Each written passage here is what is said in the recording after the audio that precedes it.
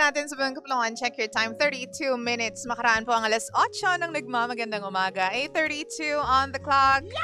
Jim! Tatampalin kita, Jim.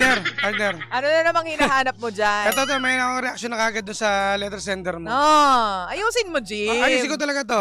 Ito muna. Number. Yan. Natatawa ko. Sa lahat po ng mga nandyan sa Facebook, hanapin nyo na po muna kami para makita nyo po yung reaction ni Jim. Energy FM 1067 po. Ayan na ang reaction ni Jim. Tawang-tawa, Jim. Tawa ko.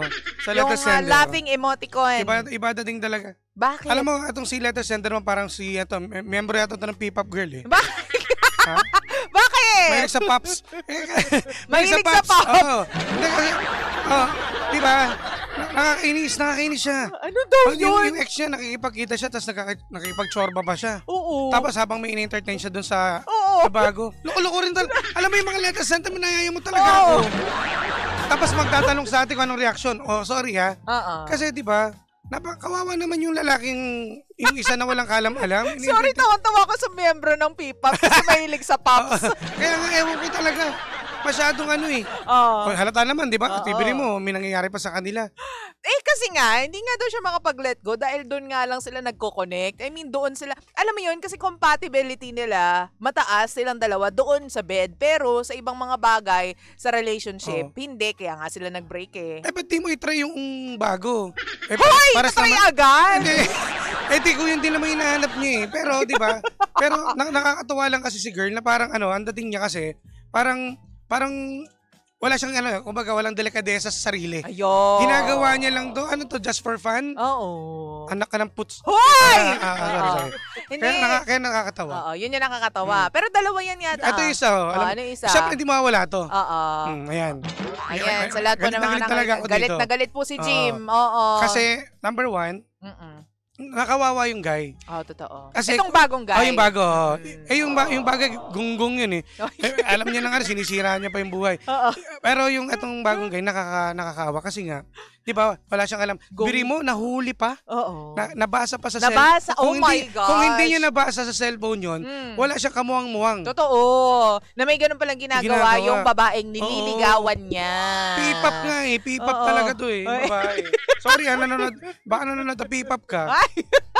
Alam mo, well, ayokong matawa, pero nakakainis nga diba? Nakakainis siya dun sa part na, girl, di mo kasi binibigyan ng premium yung pagkababae mo sa part na yan. Kung parang pamigay ka na lang dun sa ex mo. Mahilig siya sa premium na sinusuot. Alam mo, hoy! Sorry. Pero Jim, kasi, I'm sure naman, ikaw nakapunta ka na rin sa part na, or napunta ka na rin sa part na parang, nahirapan ka, naalisin yung isip mo, yung katawan mo, lahat emotions mo doon sa ex mo. Kasi, alam mo na mahal mo siya, tsaka compatible kayo. Importante rin kasi yung compatibility sa bed sa mga magjojowa. Totoo naman. Ay, sinasabi mo pa. Diba? Totoo yan, importante.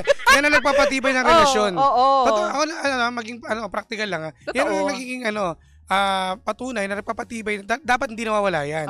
Pero sa sitwasyon to ni girl, medyo ako dito tagilid to eh. Bakit di lang ginawa na to ni girl na sana binalikan nila lang yung ex niya? Kasi nga hindi sila magkasundo. Pero ito na nga nakata ko kanina dahil natawa ako sa Jim. Pero sinasabi natin na very important yung compatibility sa bed.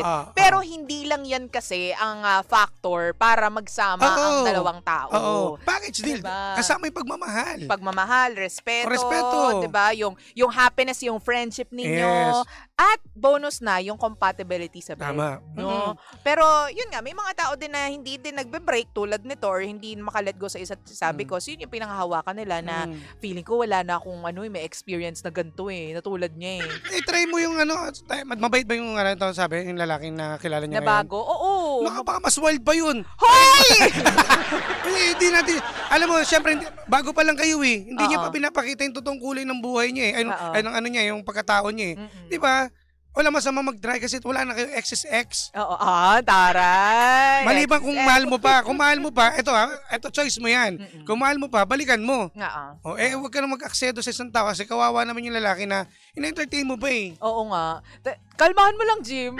Alam mo yung itong lihim ng lihim, parang nakaka-hype. Kakain ko lang ng baboy. Alam mo yung na-hype lang ako ulit sa may baboy kasi ulam doon sa pantry, nakikain ako Paano ka nagkaroon ng baboy na ulam? May hotdog lang yung dala mo. Nakikain mo to sa... Alam mo, nakikishare ko hotdog lang ulam ko, di ba? Sorry. Nakat namin. Pero kasi may pagkain dito. Potluck eh. Mas pinili ko yung baboy. Pero hindi na nga. Ang sinasabi ko, Jim, is that dapat malaman mo kung ano bang importante sa'yo. Purong relasyon or chorba lang. 'Di ba? Kasi dapat malaman mo eh. Kasi alam mo, may mga bagay na kailangan mong isakripisyo. Yes, At kasi alam mo, hindi kayo nag-workout nitong jowa mo na to. Kaya kayo nag-break. Ibig sabihin, isang factor lang sa inyong, dun sa relasyon ninyo yun, naging okay. Nagkasundo sila doon sa kama lang. Sa kama lang. Pero, yung iba pa, yung siguro naglokohan kayong dalawa, o hindi kanya nire-respeto, kaya nga kayo nag-break kaya nga kayo naghiwalay eh. Hindi kayo compatible. Hindi kayo compatible. Doon sa most of the parts of your relationship, you guys are not compatible. Kaya nga, dito, ako I would say, give it a try. Itong bagong lalaki. Give it a try, di ba, Jim? Just keep it. And try. Just keep it and try. Hindi, seryoso. Hindi, seryoso. Try mo. Kasi, alam mo, ako naniniwala ko, ang mga lalaki, iba-ibang karakter yan eh. Totoo. Baka mali mo, yung hinahanap mo talaga na ano ba, kumbaga na package deal. Yung magaling sa bed, tapos mabait, responsible. Nasa kanya. Nandito pala. Nasa bago ha, nandun pala. Yun nga lang, hindi mangyayari yan hanggat hindi mo binibitawan yung ex-boplox mo. Baka kasi siguro mahaba. Yung pasensya. Hindi ko alam. Siguro, try mo lang. Nako. Bitawan mo muna. Wag ka tumingin sa basta performance. Mag-ano ka sa mapagkakatiwalaan tao. Baka ano masabi ko dito. Lagyan mo ka SPG to. Hindi, totoo. Yun lang. Hindi, kailangan mamili siya talaga. Mamili ka na. Kawawa yung lalaki na in-entertain mo ngayong bago. At saka alam mo, Jim, itong lalaking, yung ex niya, kapag nakahanap yan ng babaeng mamahalin, goodbye ka dyan. Iiwanan ka niyan. Tsaka, in the end, talo ka pa rin. Babae ka eh. Oo. Yung lalaki, kahit siya na tumuka ng tumuka, walang problema eh. Anong tuka? Manok lang? Manok yarn? Kahit, kumbaga, hawak niya eh. Pag nakita, tama ka doon. May point ka doon, Lindsay. Tama ka doon, Mare. Pag nakakita siya ng babaeng mamahalin niya, lalaki pa naman kapag nagmahal na in love, ay iiwan ng lahat. Diba? Ang importante talaga dito, matuto kang magdesisyon sa buhay mo. True. Hindi yung isang tawag lang ng ex mo kinikilig ka pa, hubad ka agad dyan. Baka hindi na nga nagpapanti yan pag nakikita sila. Grabe naman! Excited siya eh. Member ng P-pop eh. Para easy access daw.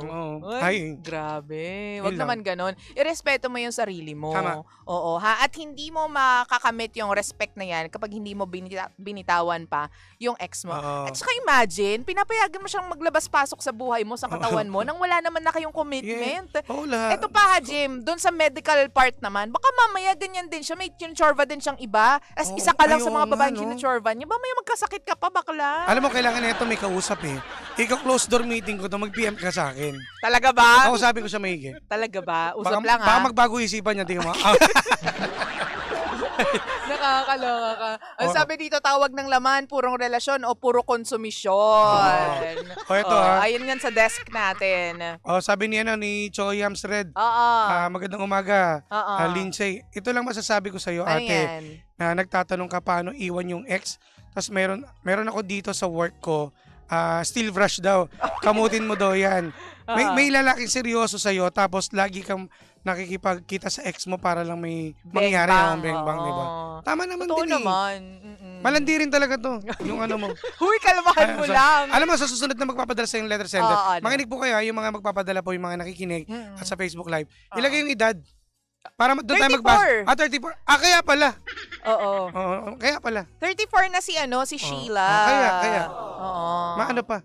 Uy, batiin ko lang yung friendship ko si Vance Salinas. Hi, Sa Vance, hello, good morning sa'yo. Nakikinig siya papunta sa kung saan. Ingat po. Nakatune in yung radyo niya sa atin. Sabi ni Ate Tessa Mateo, good morning DJ Lindsay and DJ Jimbo. Good morning Ate Tessa. Sabi pa dito ni Army Estoque, good AM DJ Lindsay, kakaibang kwento na naman yan. Girl, tigilan mo na yan. Pakikipagbembang mo sa ex mo. Maghanap ka na lang ng bagong boyfriend. At sayang naman si bagong guy. Mukhang love na love ka pa naman niya. At seryoso siya sa'yo. Ano ka ba? Magising ka na, may bembang din ang bagong guy. Legal pa kung tama. Kayo na, di ba? Tama naman. Sabi niya na high blood. Totoo kasi kakain ka lang po ng baboy kanina. Sabi ni Lamet, si Lael to, San Juan, naka-unli si ex. Sana all. Di ba? Sana all lang talaga. Sabi ni Rosalie Pascual Santos, pag ex na, wala nang balikan, kaya nga ex eh. Mali, babalik ka pa sa mali. Totoo naman yan. Ay, ano yan ha? Kilala ko to, partner. Christian yan. Makinig ka, tama yung sinasabi nito. Oo. Pag ex, wag nang babalik. Tama. Siguro pwede kayo mag-usap, pero dapat wala ng connection physically. Physical connection. Pero hindi ko naman nila lahat ang ex pwedeng balikan kung walang matatapakang iba. Kung walang masasaktan na iba. Walang masasaktan. Kung pwede naman. Total, ano naman kayong dalawa eh. Pares naman kayo eh. Kung gusto mo, mahal mo siya, balikan mo na lang. Huwag mo saktan yung isa. Kung mahal siya nung lalaki, hindi lang siya bebembangin.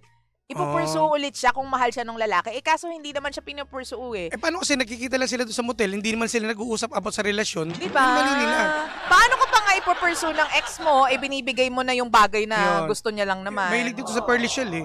Yung boyfriend niya eh. Pearly Shell lang. Dito. Diba? Ay nako. I-message nyo pa rin po kami ng mga stories ninyo kung gusto po ninyong basahin natin yan sa Lihim ng Liham. Actually, may mga nagpapadala, Jim. Yes. Pero syempre, minsan lang po. Ang haba kasi ng mga messages, kailangan nating paikliin. So, yun. Make it clear and short but precise. Pero wag kayong mag-alala dahil yan po ay aming babasahin. Babasahin lang pa rin ni Lindsay. Hindi pa lang magbabasa. Si Lindsay. Pwede rin, i-request din yun. Wag. Kasi baka mag-iba yan. Baka maging lihim ni Jimbo yan. Baka mamaya high blood si Jimbo. Pero ang bottom line nito kay ate, ang ma-advise ko lang sa kanya, mamili ka na. Mamili ka. Tama na yun. Wag mo nang wag mo nasaktan yung sarili mo rin. Mahihirapan ka lang din. Totoo yan. Ako ang masasabi ko dyan, ate, sa ngayon masaya ka. Sa ngayon nakukuha mo yung bembang na gusto mo. Yung pagiging high na gusto mo. Masarap naman kasi talaga yun, Jim. Ay, sarap talaga. At saka may feelings pa siya sa ex niya. Kaya nga hindi niya ma-let go. Sa ngayon lang yan. Pero kapag dumating yung panahon na meron ng bagong mahal yung ex mo, may etsyapwera ka dyan, ikaw yung maiiwan, kawawa ka. Iniwan ka na nung guy na bago dahil sa ginagawa mo, posible pang iwan ka rin ng ex mo kapag meron na siyang mahal na iba. Ang pinakamasakit pa sa part na yan ni girl, no? Sobrang sakit nun pag nalaman mo. Oo. At pag dumating yung time na yan. Ikaw talaga yung may iwang literal na luhaan. Talo ka doon, P-pop girl. Oo, P-pop girl!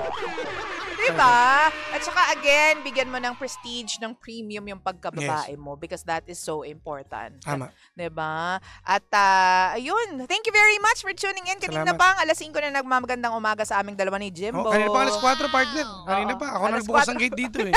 Alas 4 pa. Ay, totoo yan ha. Alas 4 pa lang. Nagkukulit na si Jim on salamat. air. At sa mga nagising po namin, trabaho kayo maigi ha? Oy. Tuesday na eh. Oo, Tuesday na. Siyempre naman. At siyempre naman, susunod na po ang Baklitas! Oo, at 8:45. Oo na lang ako. At 8:45 ng umaga, siyempre naman ako pa rin po nag-isang girlfriend mo sa radio. My name is Lindsay. At ako naman ang inyong Jimbolicious DJ. Ako ba si Jimbo? Dito lang yan sa number 1. 6.7 Energy FM. Pangga, mong sabihin radyo. Sabihin mo. Energy! Rob Daniel with the song Nandito Ako. Para sa'yo, ate. Ay, Diyos ko. At para kay Koya, para dun sa ex. O basta para sa inyong lahat to. Labo-labo na, bahala kayo. Ayusin mo yung buhay mo, te, ha? Aha. May pagbabago pa.